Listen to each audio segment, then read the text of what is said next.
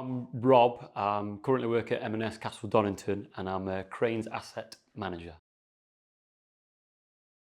You look after the maintenance, scheduling and planning of the cranes themselves. Things go around in boxes, they arrive at the crane picks them up and stores them away, all without human interaction.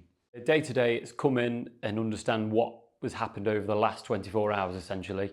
Number one priority is to check the locks. So that is a location that has, for whatever reason, faulted out and we can't get our stock that's in that location out through use of the crane. Second is there's a team that I manage as well, so that's going to them, any planned work or emergent problems that we speak with them and understand what our next move is during the day, and if any health and safeties have arisen over the last 24 hours as well. Yeah, typical kid, doesn't want to sit in the classroom, just wants to do PE essentially every day.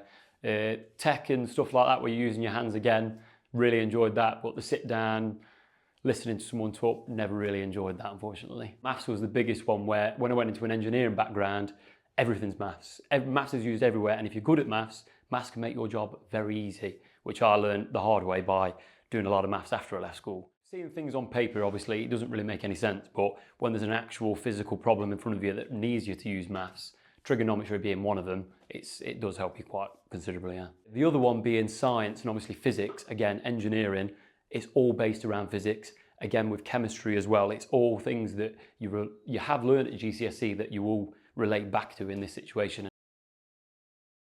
Left school with my GCSEs, went to a college to do public service. My first job, after I'd left college, I went into building camper vans for my dad's mate, but essentially because I was so more hands-on than anything else, they loved it, it was all good, and I made camper vans for 2 years essentially, just working on the production line, putting bits together until it got to the end.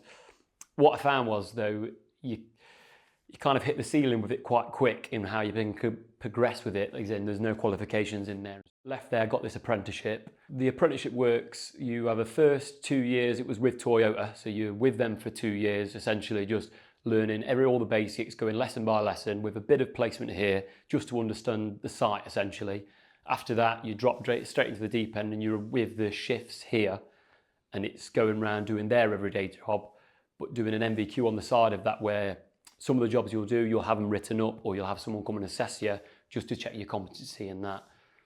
A lot more of that essentially for another 2 years, and then you get your qualification and then you're free to do what you want, I suppose. You're here physically doing a job that someone's going to overlook what you're doing, where I think in the school setting it's more, this is the theory of how you would do that job, and because you haven't got anything to apply with your hands and see how things actually physically work, it's just completely different, and I think it's to do with how people learn essentially. So the qualification itself is a multi-skilled mechatronics engineer, so you've got a background in pneumatics, electrical and mechanical.